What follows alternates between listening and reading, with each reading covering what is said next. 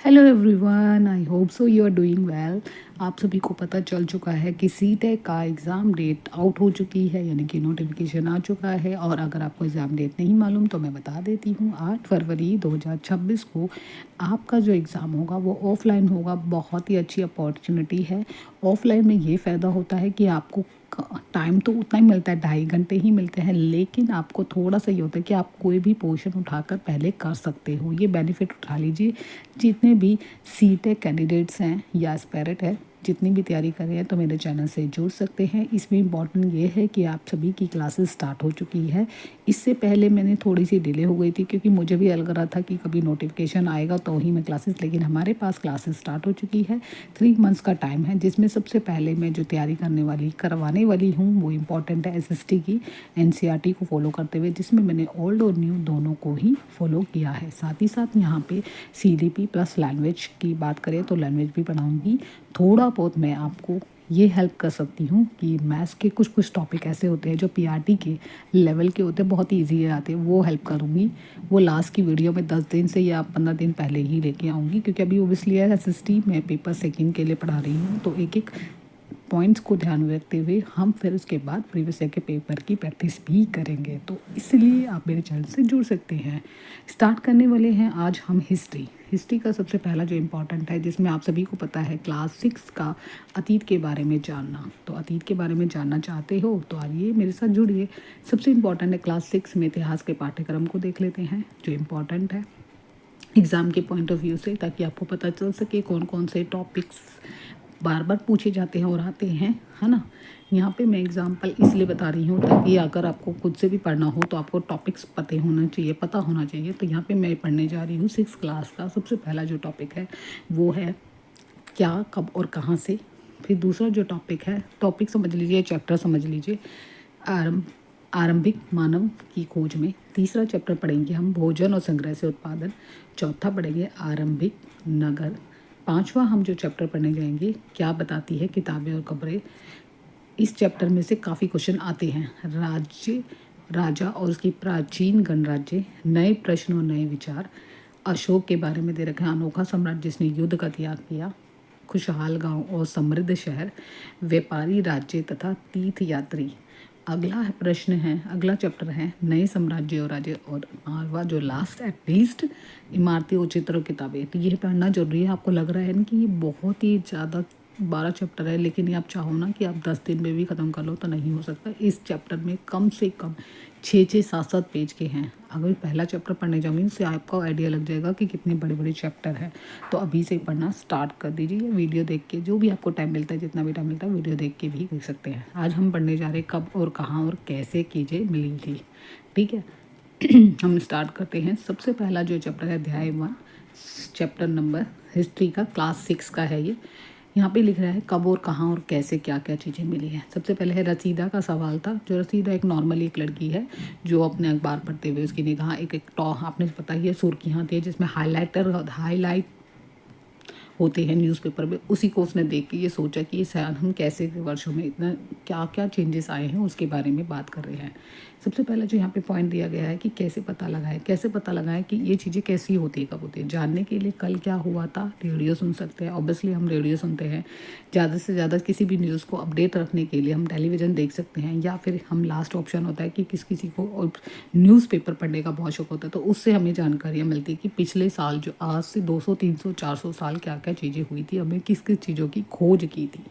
साथ ही जानने के लिए कि पिछले साल क्या हुआ है, तुमने किसी ऐसे व्यक्ति से बात कर सकते हो जिसको इसके बारे में पूरी जानकारी हो, जिसको हम कहते हैं एस्ट्रोलॉजिस्ट भी हो सकता है, या फिर हम कह सकते हैं खगोल शास्त्री, जिनको इन सब ब्रह्मांड में जानने के लिए, या हम कहते हैं पुरातत्वविद के बारे में, जो अतीत की जानकारी के बारे में हमें जानकारी देते हैं, ठीक है। उस समय की स्मृति पता ही है कि आपको याद होगी, या फिर बहुत पहले क्या हुआ था, हम यहाँ पे किताब के माध्यम से जान सकते हैं। सबसे पहला है कि अतीत के बारे में क्या जान सकते हैं। यहाँ पे हाईलाइट दिया है और इसमें से क्वेश्चन बनते हैं। अतीत के बारे में बहुत कुछ जाना जा सकता है, जैसे लोग क्या खाते थे, किस तरीके के कपड़े पहनते थे, किस तरीके के घर बनाते थे या रहते थे। अखेटक मतलब कहते हैं शिकारी जो शिकार करते थे। पशुपालक जो पशुओं को पालते थे, कृषक जो किसान खेती बाड़ी करते थे, शासक जो अपने राज्य में शासक थे, व्यापारी जो अपने इधर उधर सामान का व्यापार करते थे, पुरोहित ब्राह्मण को बोलते थे, शिल्पकार जो पिक्चर वगैरह बनाते थे, मूर्तिकार भी होते हैं अलग से, एक शिल्पकार भी होते हैं जो चित्र बनाते थे, कलाकार जो उसको करते थे, संगीतकारों और फिर वैज्ञानिकों के जीवन में जानकारी हासिल कर सकते हैं। यही नहीं, हम पता कर सकते हैं कि उस समय बच्चे कौन कौन से खेल करते, कौन कौन सी कहानियाँ सुनते, कौन कौन से नाटक देते थे, कौन कौन से गीत गाया करते थे। इसमें से ये वाला पॉइंट ध्यान रखना है जो मैं बता रही हूँ, यहाँ से यहाँ तक इस पॉइंट को हाईलाइट कर लेना, क्योंकि ये इंपॉर्टेंट पूछ सकते हैं कि खेतक पशुपालक और वगैरह। यहाँ से स्टार्ट है जो मेन है 6 क्लास का, सबसे इम्पॉर्टेंट है star, very very very very. इसमें से कई बार क्वेश्चन डायरेक्ट भी पूछे गए हैं और एक स्टेटमेंट वाले क्वेश्चन भी पूछे गए हैं, जो मैं आपको चैप्टर वाइज या चैप्टर के 1 या 2-3 चैप्टर के बाद करवाऊंगी। सबसे पहले यहाँ पे इन्होंने दे रखा है कि नर्मदा नदी का पता लगाओ। नर्मदा नदी को अगर हम देखेंगे तो कई 100 साल वर्ष पहले से ही लोग इस नदी के तट पर रह रहे थे, कि एक नर्मदा नदी है जो बहती है एक तरीके से नदी, ये इसमें यहाँ पे आसपास जो जितने भी लोग थे रहते थे वो वहाँ पे तट के किनारे, मतलब होता है तट, ये तट हो गया, इस तरीके के किनारे पे लोग रहते थे। यहाँ रहने वाले आरंभिक लोगों में से कुछ लोग कुशल संग्राहक थे। कुशल संग्राहक जो हमने आसपास की पेड़ होते थे, पेड़ संपदा होते थे, वहीं से चीज़ें ले लेके वो क्या करते थे, अपना जीवन बसर करते थे, जो आसपास के जंगलों की विशाल संपदा से परिचित है। कहने का अभिप्राय है जिस जगह हम रहते हैं उस जगह के आसपास के माहौल को हमें पता होता है कि कौन सी चीज़ या कौन सा पेड़, ये किस चीज़ की हम शिकार करें तो हम अपना जीवन बसर कर सकते हैं। वो अपने भोजन के लिए, उन्हें नॉलेज थी, वहाँ रहते थे, तो वो अपने जड़ों से, फलों से और जंगलों के आसपास के जितने भी उनके प्रोडक्ट थे, क्या कह सकते हैं, जितने भी उत्पादक थे का यहीं से संग्रह किया करते थे, यानी कि उनको इकट्ठा किया करते थे।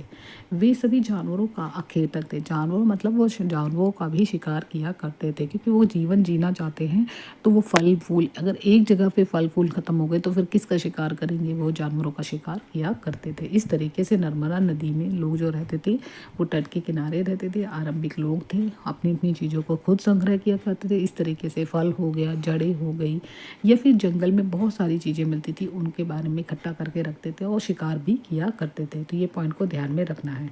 आगे कह रहे हैं, आप दूसरी स्टेटमेंट दे दी यहाँ पे। ये छोटी छोटी स्टेटमेंट आपसे क्वेश्चन डायरेक्ट पूछे जा सकते हैं कि नर्मदा नदी आपकी कहाँ पड़ती है, तो ये भी मैं बता दूंगी अभी मैप के थ्रू। अगला जो दे रखा है वो भी स्टार लगा लीजिए, क्योंकि हिस्ट्री में से कहीं से भी पूछ सकते हैं।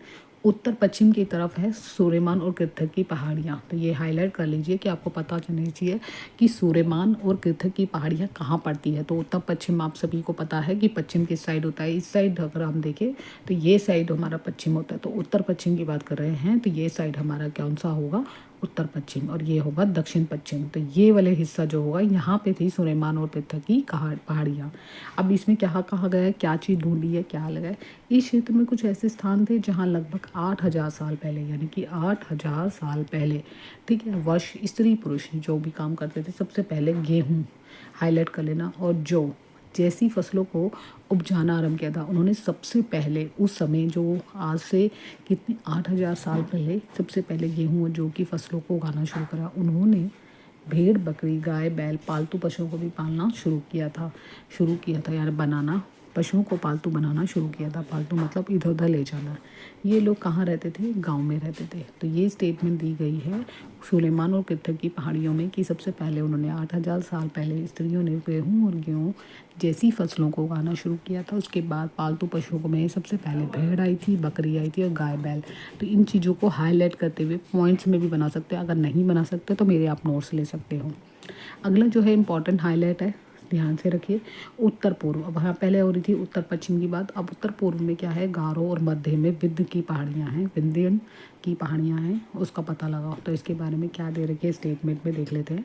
कुछ अन्य क्षेत्र भी थे जहाँ कृषि का विकास, सबसे पहले कृषि का विकास क्या था, उत्तर पूर्व में जो गारो और मध्य भारत में विंध्य की पहाड़ियाँ हैं, वहाँ पे सबसे पहले कृषि का विकास करना शुरू कर दिया था। कृषि मतलब एक तरीके से ज़मीन, जैसे आप मान लीजिए आपके पास ज़मीन है, किसान क्या करता है, अपनी चीज़ें उगाता है, तो उसी तरीके से उसको किसान को कृषि का विकास हो गया था, वह चीज़ें की उपजाऊ शुरू हो गई थी।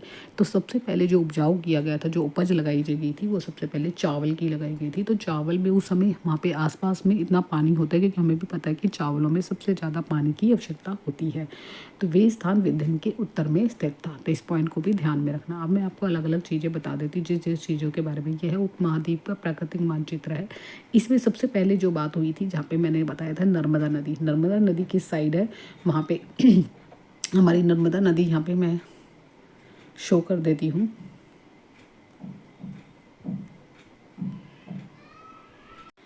This is the Narmada Nadi for the center point of the India, and then is गारो की पहाड़ियाँ, जो गारो की पहाड़ियाँ और हमारा दूसरा कौन सा था, हमारी विंध्य की पहाड़ियाँ, विंध्य की पहाड़ियाँ, ये दोनों एरिया जो था, ये सारा एरिया हमारा किस तरीके से सबसे पहले कृषि होने लगी थी। इसी बीच में क्योंकि यहाँ पे नदी जुड़ी हुई है तो नदी के लिए पानी की आवश्यकता होती है चावल की उपज करने के लिए। तो यहाँ पे क्या सबसे पहले क्या करते थे, चावल सबसे ज़्यादा कृषि हो गई तो कृषि में सबसे पहले क्या हो गया था, चावल। नर्मदा नदी जो थी यह इसके आसपास के जो क्षेत्र थे यहाँ पे तट घाटी थी, तो यहाँ पे लोग रहते थे। वो रहते क्या थे वहाँ पे, उन्होंने सबसे पहले कुशल संग्राहक बोले थे। कुशल संग्राहक के बारे में हमें डिटेल में मैंने बताया था कि आपको कि सबसे पहले उन्होंने जड़ें, फल फूल और अन्य उपद मतलब बोल सकते हैं कि उत्पाद जितने भी मिलते थे वो यूज़ करते थे और शिकार करते थे। उसके बाद हमारा जो दूसरा पॉइंट मैंने बताया था कि जिसमें सुनेमाल और कित्थक की पहाड़ियों के बारे में बात की गई है। सुनेमाल और कित्थक की पहाड़ियों के बारे में यहाँ पे जो बात की गई है वो ये रहा, जो मैंने आपको उत्तर पूर्व में बोला था कि इस तरीके से एंगल को बांधोगे तो आप उस चीज़ को समझ में पाओगे ईजिली यहाँ पे। ठीक है, यहाँ पे छोटा सी लाइन में इसलिए बना रही हूँ ताकि ये रखो, कित्थर की पहाड़ियाँ और सुलेमान की पहाड़ियाँ। इसके पास जो आसपास लोग रहते थे वहाँ पे ज़्यादातर वो लोग क्या करते थे, उन्होंने सबसे पहले क्या करना शुरू कर दिया था, गेहूं और जौ की चीज़ें उगाने लगे थे। पालतू पशुओं को पालने लगे थे, जैसे भेड़, बकरी, बैल। तो ये सभी चीज़ें आपको माइंड में रखनी है ताकि आप अगर स्टेटमेंट वाले क्वेश्चन आए तो आप इजीली इसको बता सकते हो। ठीक है, आई होप सो ये मैप के थ्रू आपने इजीली समझ लिया होगा। आज हम पढ़ते हैं आगे की तरफ, जहाँ पे लिखा गया है सिंधु घाटी और सिंधु घाटी की नदी के आसपास का जो क्षेत्र था, जो नदियाँ थी, उससे हम कैसे पता लगाए कि ये सिंधु घाटी नदी ही है।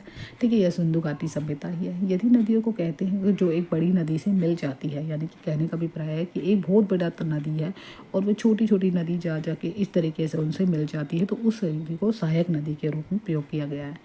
4700 वर्ष पूर्व वाले इन्हीं नदियों के किनारे क्या होता, आरंभिक नगर बसे थे। याद रखना, 4700 वर्ष पूर्व फले फूले थे। गंगा उसकी सहायक नदियों के किनारे समुद्री तटीय इलाकों में नगरों का विकास 2500 वर्ष पहले ही हो चुका था। 2500 वर्ष पहले, पूर्व का मतलब होता है पहले हो चुका था, जबकि आरंभिक नगर जो बसे गए थे वो थे 4700 वर्ष पहले। ठीक है, ये पॉइंट समझ में आ गया होगा, ये हाईलाइट है। सबसे पहले यहाँ पे अगला है कि गंगा उसकी सहायक नदी जो सोन नदी थी उसका पता लगाइए। गंगा के दक्षिण में, अब गंगा के दक्षिण की तरफ देखते हैं, सोन नदी के बारे में मैं दिखाती हूँ। इस तरीके से मैप में समझने के लिए इजी रहेगा। ये गंगा नदी है, किस तरीके से यहाँ पे बहती हुई एक नदी, यानी कि ये बड़ी नदी है और छोटी नदी सोन नदी, ये देखो इस तरीके से उनसे मिल रही है। ये सारी नदियों का ही पिक्चर है। गंगा नदी इस तरीके से भी बह रही है, यहाँ पे गंगा नदी यहाँ पे भी है, और इस तरीके से सोन नदी किस तरीके से गंगा नदी में जाके मिल रही है। इसी को सहायक नदी भी कहते हैं। और सोन नदी कहाँ पे है, हमारे गंगा नदी के दक्षिण में है। ठीक है, दक्षिण में ध्यान रखना। तो ये चीज़ मुझे समझाना बहुत ज़रूरी है ताकि एग्जाम के पॉइंट ऑफ व्यू से आप समझ सकें। आगे लिखा है, गंगा के दक्षिण में इन नदियों के आसपास का जो क्षेत्र जो था वो प्राचीन काल में मगध नाम से जाना जाता था। हाईलाइट पॉइंट है। इसके जो शासक होते थे उस समय, जो सिंधु घाटी सभ्यता के आसपास की नदी के जो लोग रहते थे उनको प्राचीन काल में मगध कहते थे। मगध आगे जाकर बहुत ही विशाल और समृद्ध राज्य बन गया था। शक्तिशाली जिसे कहते हैं, उसका एक विशाल राज्य स्थापित किया गया। देश के अन्य हिस्सों में भी एक ऐसे राज्यों की स्थापना की गई थी। ठीक है, यहाँ पे एक हाईलाइट पॉइंट है, इसको भी हम पढ़ लेते हैं। मानचित्र 1 में दक्षिण एशिया के बारे में बताया गया है। दक्षिण एशिया उत्तर भारत के पाकिस्तान, हिमाचल प्रदेश, बांग्लादेश, नेपाल, भूटान और श्रीलंका और अफगानिस्तान, ईरान, चीन, मम्यार आदि पड़ोसी राज्यों को दर्शाता है। दक्षिण एशिया एक ऐसा छोटा महाद्वीप है जो एक विशालता, बहुत ही विशालता है। वहाँ पे एशिया से समुद्र में, पहाड़ों में, पर्वतों से बटे होने के कारण इसे उपमहाद्वीप कहा जाता है। ठीक है, ये पॉइंट याद रख लेना। अभी आगे इन्होंने देखा है कि जब जिस राज्य की स्थापना हुई थी उस समय मगध राज्य था। मगध राज्य एक बहुत ही विशाल और शक्तिशाली राज्य माना जाता है। उस राज्य के जो आसपास के उपमहाद्वीप के बारे में लोग कैसे जीवन जीते थे, एक हिस्से से दूसरे हिस्से में यात्रा करते थे। कभी कभी हिमालय जैसे पहाड़ों पर, पर्वतों पर, रेगिस्तान आदि नदियों में समुद्र के कारण जो कि भरी यात्रा भी किया करते थे, जो संभव ही नहीं हो सकती। कभी लोग काम की तलाश में एक प्राकृतिक आपदाओं के कारण एक जगह से दूसरी जगह जाया करते थे। कभी कभी सेनाएं और दूसरे विशाल राज्यों के कारण की जाती थी। इसके अतिरिक्त व्यापारी कभी काफिले में तो कभी साहजों में अपने साथ मूल्यवान वस्तु को एक जगह से दूसरे जगह ले जाते थे। धार्मिक गुरु जो होते थे वो लोगों को शिक्षा देने के लिए या सलाह देने के लिए एक गांव से दूसरे गांव, एक कब्जे से दूसरे कब्जे जाते। कुछ लोग रोचक और स्थानों को खोजने की चाह में सुक्ता वंश भी यात्रा किया करते थे। इन सभी यात्राओं से उनको एक दूसरे के विचारों को, एक दूसरे की चीज़ों को समझने का मौका मिला। तभी तो जाते थे। जब एक दूसरे को समझेंगे नहीं, जानेंगे नहीं, तो हमें कैसे पता चलेगा कि आगे क्या क्या अवसर है उनके जानने के लिए। ठीक है, आगे है आज लोग जो यात्रा क्यों नहीं करते। आज लोगों के पास सुविधा हो गई, आग संपदा हो गई, है ना। एक बार मानचित्र में देखोगे पहाड़ी पर्वत इन उपद्वीप की प्रकृति सीमाओं का निर्माण करते हैं। हालांकि लोगों के लिए इन सीमाओं को पार करना संभव नहीं है, क्योंकि ऐसा चाहा वैसा कर सके। जिन्होंने चाहा उन्होंने पर्वतों की ऊंचाइयों को छुआ, गहरे समुद्र को पार कर सके। महाद्वीप के बाहर से लोग, कुछ लोग यहाँ भी आते थे और यहीं बस गए। लोगों के इस आगमन में ने हमारी संस्कृति व परंपरा को और भी अधिक समृद्ध बना दिया किया। कई सौ वर्ष पहले लोग पत्थरों को तलाशते थे। आप सभी के बारे में जो अब इम्पोर्टेंट हाईलाइट है वो ऊपर वाला इतना नहीं है, सिर्फ आपको पढ़ना है कि आपको ध्यान में लगा। अगर इसमें क्वेश्चन आ जाते हैं तो आप कैसे करोगे। पत्थरों को तलाशने, संगीत रचने, यहाँ तक कि भोजन बनाने के अनेक तरीके की, ज़्यादा से ज़्यादा एक जगह से दूसरी जगह जाओगे, दूसरे से तीसरी जगह जाओगे तो कहाँ नॉलेज ही मिलेगी आपको, अलग अलग चीज़ों का पता चलेगा। तो उस समय के जो यात्रा किया करते थे लोग, वो अलग अलग जगह पे जाकर देखते थे कि किस प्रकार के संगीत हो रहे हैं। एक राज्य से दूसरे राज्य में, दूसरे से तीसरे राज्य में उन्हें पता चलता था कि हमारे भोजन के कितने कितने तरीके से हम एक दूसरे को जान सकते हैं। ये एक दूसरे के विचारों को अपनाते रहे हैं। आगे कह रहे हैं कि जो देश का नाम है वो इंडिया कैसे पड़ा, ये भी इम्पॉर्टेंट है। हम अपने देश के लिए हमारे इंडिया या भारत जैसे नामों का उपयोग करते थे। इंडिया जो शब्द आया था वो इंडस शब्द से निकला था, जिसे संस्कृत में सिंधु कहा जाता है। एटलस में यूरान, और ये भी हाईलाइट पर है, ईरान और यूरान का पता लगाओ। जो 25 वर्ष पूर्व ये जो राज्य था ईरान और यूरान, उस समय उत्तर पश्चिम में था। ये और जाने वाले जो ईरानी थे, जो एक जगह से दूसरी जगह यात्रा करते थे, खोजबीन करते थे, यूनानी ने सिंधु को ही हिंदोस कहा और इंदोस कहा। इस नदी से पूर्व, यानी इस नदी के पूर्व हिस्से में भूमि प्रदेश को इंडिया कहने लगा। अलग अलग देश में अलग अलग राज्य के लोग रहते थे। ईरानी लोगों ने अपने ही नाम से इसको एक जगह सिंधु कह दिया, तो हिंदू का नाम अलग अलग, यानी जो भारत नाम है उसको हिंदूस और इंदूस कहने लगे। भारत नाम का प्रयोग भी उत्तर पश्चिम में, वो उत्तर पूर्व की बात हो रही है। यहाँ पे नदी के आसपास में इंडिया कहने लगे। इससे पहले जो उत्तर पश्चिम की बात हुई थी, तो ये सारे अलग अलग पॉइंट है, तो इसको ध्यान में रखना है, मिक्स मत कर देना जब भी आप पढ़ोगे। तो भारत का नाम उत्तर पश्चिम में रहने वाले लोगों के एक समूह के लिए किया गया था। उस समूह को संस्कृत की आरंभिक, संस्कृत की जो अपनी बुक थी जिसको हम कहते हैं पुरानी, 3500 वर्ष पुरानी थी, जिसका नाम है ऋग्वेद, जिसकी कीर्ति हुई थी, में मिलता है। बाद में इसका प्रयोग देश के लिए होने लगा। तो इसमें हर एक पॉइंट को ध्यान में रखना है। आगे कह रहे हैं अतीत के बारे में और क्या जाने, हमें और क्या क्या चीज़ें देखने को मिलती है। हम पढ़ते हैं अतीत की जानकारी हमें कई तरीके से प्राप्त कर सकते हैं। इसमें एक तरीका अतीत में लिखी गई कुछ पुस्तकों को ढूंढा, जिसमें ये पुस्तकें हाथ से लिखी जाने के कारण इसको पांडुलिपि कहते थे। पांडुलिपि जो अंग्रेजी भाषा के प्रयुक्त मैन्युस्क्रिप्ट शब्द लैटिन भाषा के हाथ से निकला हुआ, यानी कि हाथ, मैन्युस्क्रिप्ट मतलब क्या होता है, हाथ से लिखी हुई चीज़ें। तो ये पांडुलिपियाँ इंपॉर्टेंट है, ये स्टार लगा लीजिए।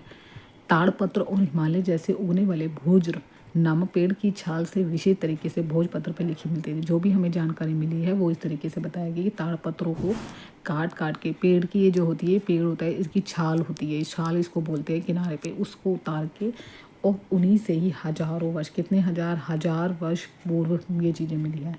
किताब में बनने के लिए तार के पत्तों को काट कर उनके अलग अलग हिस्सों को एक बांध दिया जाता था। भूत छाल की एक बनी हुई ऐसी हो, जो पांडुलिपि को तुम यहाँ पे देख सकते हो। ये रहा, इस तरीके से पेड़ की छाल से लिखा जाता था। वो कौन सी लैंग्वेज थी, ये उस समय जो लैंग्वेज का उपयोग किया जाता था, जो भाषा का उपयोग किया जाता था, उसी को ही यहाँ पे लिखा गया है, यानी कि मैन्युस्क्रिप्ट किया गया है, लिखा गया है। आई होप सो आपको पांडुलिपि समझ में आ गई होगी। पांडुलिपि के बारे में यहाँ पे कुछ हाईलाइट पॉइंट है, उसको ध्यान में रखते हैं। इतने वर्षों में पांडुलिपि को कुछ ने कीड़े खा लिए, कुछ नष्ट कर दी, फिर भी पांडुलिपि आज भी उपलब्ध है। प्रायः ये पांडुलिपि मंदिरों और विहारों, जो गुफाओं में रहते थे, वहाँ पे सुरक्षित है। पुस्तकों में धार्मिक मान्यता, व्यवहारों और राजाओं के जीवन, औषधियों, वैज्ञानिक आदि सभी के विषय की चर्चा मिलती है। आपने पुरानी फिल्मों में देखा होगा, साउथ की मूवी में वो चीज़ें वहाँ पे जब हम दिखाते हैं, उसमें खोजबीन करते हैं, तो बहुत सारी चीज़ें हमें आज भी सुरक्षित मिलती हैं। इसके अतिरिक्त हमारे महाकाव्य हो गए, कविताएं हो गई, नाटक भी है। संस्कृत में सारे के सारे किस में लिखे गए हैं, संस्कृत भाषा में। ध्यान रखना, जो भी पांडुलिपि में मैन्युस्क्रिप्ट किया गया है, पांडुलिपि लिखी गई है, वो संस्कृत भाषा में लिखी गई है। तो ये हाईलाइट पॉइंट है। जबकि अन्य जो लिखी गई है वो प्राकृत और तमिल भाषा में है। प्राकृत भाषा का उपयोग आम लोग करते थे। वहाँ के लोगों के जीवन उस समय जो लोग रहते थे, आम लोग, उन वो लोग ज़्यादातर उपयोग किसमें करते थे? प्राकृत भाषा का उपयोग करते थे। अगला पॉइंट है, पहले मैंने पढ़ाया पांडुलिपि, दूसरा है अभिलेख। तो अभिलेख को भी ध्यान में रख लेना, ये किस तरीके से इनका प्रयोग होता था और किस चीज़ के लिए होता था। हम अभिलेख का अध्ययन करना चाहते हैं, कर सकते हैं। ये लेख, ऐसे लेख जो पत्थर और धातु जैसी अपेक्षाकृत कठोर सतह पे उत्कीर्ण करते हुए मिलता है। ये कहने का अभिप्राय यहाँ पे ये समझ लीजिए, ये एक पत्थर है, इस पत्थर के ऊपर आप ठोक ठोक के, मतलब पत्थर से कुछ भी चीज़ मारोगे उसमें ही हाईलाइट करके ये चीज़ें लिखी जाती थी इस तरीके से। तो वही बता रहे हैं, उत्कीर्ण मतलब ऊपर हुए दिखते थे। कभी कभी शासक अपने लोगों और अपने आदर्शों को उत्कीर्ण करवाते थे, उनकी अपनी जानकारियाँ देते थे, उन्हें देख सके, लोग पढ़ सके और उनका पालन कर सके। अनेक प्रकार के अभिलेख भी मिले जिसपे राजा और रानियों सहित अन्य पुरुष स्त्रियों ने अपने ही कार्यों के विवरण कवराए हैं। जैसे कि एग्जाम्पल के तौर पर इन्होंने दिया कि शासक अपनी लड़ाइयों का लेखा जोखा रखने के लिए रखते थे, उस समय जो लड़ाइयाँ होती थी उनके बारे में। और ये जो इनकी अलग अलग भाषाओं में अलग अलग लिपियों का उपयोग किया जाता था। हम इसलिए यहाँ पे जो लिपि दे रखी है ये समझ लेते हैं। ये लिपि 2250 पुरानी है और ये लिपि जो लिखी गई है, ये जो पत्थर बना गया है, ये जो है, इस चीज़ को हमें यहाँ पे बताया गया कि वर्तमान समय में अफगानिस्तान के कंधार से प्राप्त हुआ था। यह अभिलेख जो लिखा गया था, ये जो उकेरा गया था, वो अशोक नामक शासक ने लिखा था। और आज से जो है कुछ समय पहले हम कुछ लिखते थे, किसी भी लिपि का लिखते थे, लिपि की अपनी भाषा होती थी। जैसे हिंदी की अपनी देवनागरी लिपि होती है, उसी प्रकार से लिपियाँ भी संकेत मिलती है कि जब हम कुछ भी बोलते हैं, पढ़ते हैं, उनकी अपनी अपनी भाषा होती है। इस समय जो अभिलेख लिखा गया था वो यूनानी और आरामिक नामक 2 लिपियों के भाषाओं में है। ठीक है, तो ये भाषा जिनको आती है वही इसको आसानी से पढ़ सकते हैं। आई होप सो ये समझ में आ गया होगा। अगला जो बहुत इंपॉर्टेंट है वो भी, इसके अतिरिक्त अन्य कई चीज़ें अतीत में बनी और उपयोग में लाई गई। ऐसी, अब यहाँ पे हाईलाइट कर लीजिए, ऐसी स्थितियों का जो मैं आपने स्टार्टिंग में बता रही थी कि कौन करते हैं, ऐसी वस्तुओं का अध्ययन करने वाले व्यक्ति पुरातत्वविद कहलाते हैं। पुरातत्वविद पत्थर और ईंटों से बनी इमारतों के अवशेषों, चित्रों और मूर्तियों का अध्ययन करते थे। औजारों, हथियारों और आभूषणों और सिक्कों की प्राप्ति की छानबीन की खुदाई भी किया करते थे। इसमें से कुछ वस्तुएं पत्थर और पकी मिट्टी और कुछ धातु की बनी हो सकती थी। ऐसे तत्व कठोर और जल्दी नष्ट होने वाले नहीं थे, क्योंकि मिट्टी किससे बनी हुई, पत्थरों से बने, तो जल्दी कहाँ से कटे। यहाँ पे मैं पिक्चर में दे दिया किस तरीके से यहाँ पे उस समय जो बना गया था। ये 4700 वर्ष पुरानी चांदी का सिक्का है, ठीक है, और 2500 वर्ष पुरानी आज भी इन सिक्कों का प्रयोग होता है। तो ये तरीके से सिक्के के माध्यम से बताया, ये प्राचीन नगर में प्राप्त हुआ एक पात्र है और ये अलग अलग तरीके की मिट्टी से बने हुए जो उभरे हुए दिख रहे हैं वो है। ठीक है, यहाँ पे अगला हम पढ़ते हैं। पुरातत्व और जो थे वो जो जानकारियाँ हासिल करते थे वो जानवरों, चिड़ियों और ये वेरी स्टार लगा लीजिए, हमेशा पूछा जाता है। जानवरों, चिड़ियाओं, मछलियों की हड्डियाँ भी ढूंढते थे। उनमें से ये जानने में मदद मिलती थी कि अतीत के लोग क्या खाते थे। वनस्पति के अवशेष और मुश्किल अवशेष भी बच पाते। यदि अन्न के दाने और लकड़ी के टुकड़े जल जाते तो वो जले हुए भी बचे रहते थे। अगला है कि पुरातत्व द्वारा कपड़ों के अवशेष मिलते हैं, देखते हैं। पुरातत्व में हमने पढ़ा कि पांडुलिपि किस तरीके से लिखते हैं। अभिलेख और पुरातत्व से जानकारी ग्राह्य करने वाले को इतिहासकार था। स्रोत शब्द का उपयोग करते हैं। इतिहासकार उन्हें कहते हैं जो अतीत का अध्ययन करते हैं। स्रोत के इतिहास में अतीत के बारे में बहुत कुछ पढ़ना रोचक हो जाता है। इसके लिए स्रोतों से हमें धीरे धीरे अतीत का पुनर्निर्माण करना था। इतिहासकार इस पुरातत्वविद उन जासूसों की तरह जिस तरीके से सभी स्रोतों का उपयोग के रूप में अतीत को जानने का प्रयास कर सकते हैं। अनेक अतीत और एक क्या होता है, अतीत के बारे में है। अतीत एक तरीके से बहुवचन का उपयोग किया है। इस तथ्य को की ओर याद दिलाने के लिए किया गया है। अलग अलग समूह के लोग अलग अलग अतीत के बारे में जान, अलग अलग मायने थे। उदाहरण के लिए पशुपालक, कृषकों का जीवन राजा रानियों के जीवन से बहुत ही विभिन्न था। व्यापारियों का जीवन शिल्पकारों से बहुत भिन्न था। जैसे कि हम देख सकते हैं कि आज के देश के अलग अलग हिस्सों में लोग अलग अलग व्यवहार और रीति रिवाजों का पालन करते हैं। उसी प्रकार अंडमान, और ये हाईलाइट पॉइंट है, इससे क्वेश्चन पूछे गए हैं। अंडमान निकोबार के द्वीप समूह लोग अपने भोजन मछलियाँ पकड़कर, शिकार करके, फल फूल संग्रह करके करते थे। इसके विपरीत शहरों में रहने वाले खाद्य पूर्ति के अन्य लोगों पर निर्भर करते हैं। इस तरह के अतीत के बारे में भेद करना विद्यमान है। इसके बाद यहाँ पे इन्होंने दे रखा है। इसके अतिरिक्त अन्य भेद है कि जो शासक थे अपने विजय का लेखा जोखा रखते थे। यही कारण कि उन शासकों की लड़ाई रखने वालों के बारे में कुछ जानकारी हासिल करते, जबकि शिकारी, मछुआरे, संग्राहक, कृषि, पशुपालक जैसे आम आदमी अपने कार्यों का लेखा जोखा नहीं रखते थे। पुरातत्व की सहायता से ही अपने जीवन को जानने की मदद मिलती है। हालांकि अभी इसके बारे में कुछ और भी जानना शेष है। अब तिथियों के बारे में समझ लेते हैं जो इम्पोर्टेंट है। इससे भी क्वेश्चन पूछे जाते हैं। अगर कोई तिथि के बारे में पूछा जाता है अगर कोई तिथियों के बारे में पूछा जाता है तो उस चीज़ को ध्यान में रखना है। माही 2000 वर्ष का कोई वर्ष बताओगे। वर्ष की गणना हम क्या करते थे, ईसा मसीह के धर्म प्रवर्तक ईसा मसीह के जन्म से स्टार्ट हुआ। 2000 वर्ष का मतलब है ईसा मसीह के जन्म के वर्ष के बाद, ईसा मसीह के जन्म से वर्ष से पूर्व यानी ईसा पूर्व से पहले की जाने वाली जानकारी 2000 आरंभिक बिंदुओं से मान्यता प्राप्त तिथियों का उल्लेख करेंगे। इसके बारे में डिटेल में और समझते हैं। सबसे पहला है अंग्रेजी में ईसा पूर्व, बीसी यानी ईसा पूर्व, बिफोर क्राइस्ट। कभी कभी इन तिथियों को एडी और लिखा जाता है एनो डोमिनी, दो लैटिन भाषा के शब्दों से बना है जिसका अर्थ है ईसा मसीह के जन्म से वर्ष।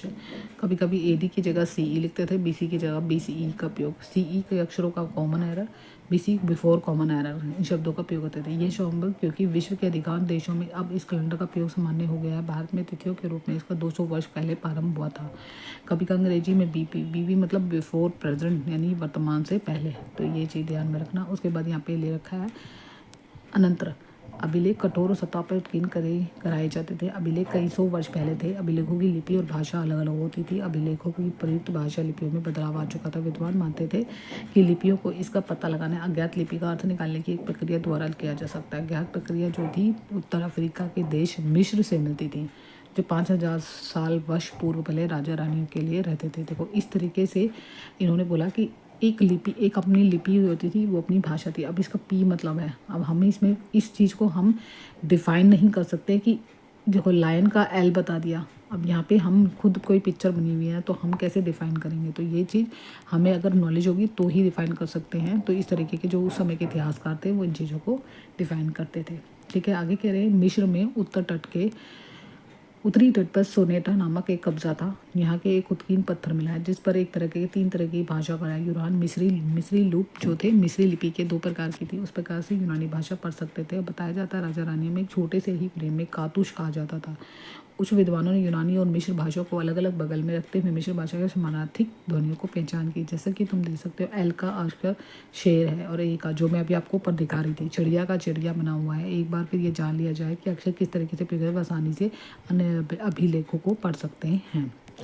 ये चैप्टर आई होप सो आपको समझ में आ गया होगा। इसी तरीके से आपने एक भी चीज़ नहीं छोड़नी है, पढ़नी है, हर एक पॉइंट को पढ़ना है। अगर आपको लगता है कि मैं इस चीज़ को लेके थोड़ा सा डाउट हूँ तो आप नोट्स भी ले सकते हो। नोट्स में भी आपके ये होगा कि कुछ पॉइंट क्या होता है, मैंने ऑलरेडी नोट्स में बहुत ही अच्छे नोट्स हैं, आप ये देख सकते हो। आप मुझे कमेंट्स बॉक्स में कमेंट्स भी कर सकते हो कि किस तरीके से हमें नोट्स दिखा दीजिए, शेयर कीजिए। मैं शेयर ज़रूर करूँगी।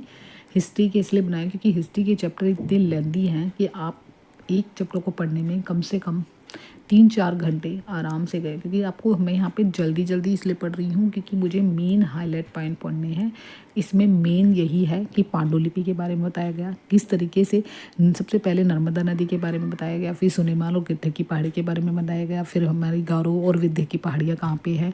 उसके बाद मैंने बताया कि जो सहायक नदी है सिंधु नदी जिसमें मगध राज्य सबसे शक्तिशाली, उसके बाद इधर उधर जाके उपमहाद्वीप कैसे था, मध्य एशिया की जो बात करी जा रही है, दक्षिण एशिया में उपमहाद्वीप किस तरीके से थे। उसके बाद यहाँ पे बात की गई थी कि पांडुलिपि की बात की गई, अभिलेखों की बात की गई, फिर पुरातत्वविद कौन होते हैं, पुरातत्वविद के अध्ययन करने वाले को इतिहासकार कहते हैं। तो इतिहासकार में अतीत के बारे में पता चला। तो ये सारी चीज़ें आपके माइंड में एक बार नहीं 2 बार पढ़ोगे तभी आपके माइंड में घर करेगी। आप ये सोचो कि एक ही दिन में पढ़ के मैं सारे आंसर कर दूंगी, नहीं हो पाएगा। आप क्वेश्चन देखोगे, आपको क्वेश्चन में स्टेटमेंट वाले क्वेश्चन पूछेंगे तो आप कंफ्यूज हो जाओगे। तो इसलिए चैप्टर पढ़ने के बाद क्वेश्चन की प्रैक्टिस करनी है। ये नहीं है कि आपने चैप्टर पढ़ते रहे और क्वेश्चन की प्रैक्टिस नहीं की। तो यहाँ से मैं 1 या 2, 3, 4 चैप्टर हो जाएंगे तभी मैं आपको प्रीवियस ईयर के क्वेश्चन करवाऊंगी। तो आई होप सो ये वीडियो आपको अच्छी लगी होगी। ज़्यादा से ज़्यादा लाइक कीजिए, शेयर कीजिए, सब्सक्राइब करना ना भूलिए। बेल आइकन तभी नोटिफिकेशन आ सकता है। आज की वीडियो में इतना ही, मिलते हैं नेक्स्ट वीडियो में। Bye bye, take care, have a nice day.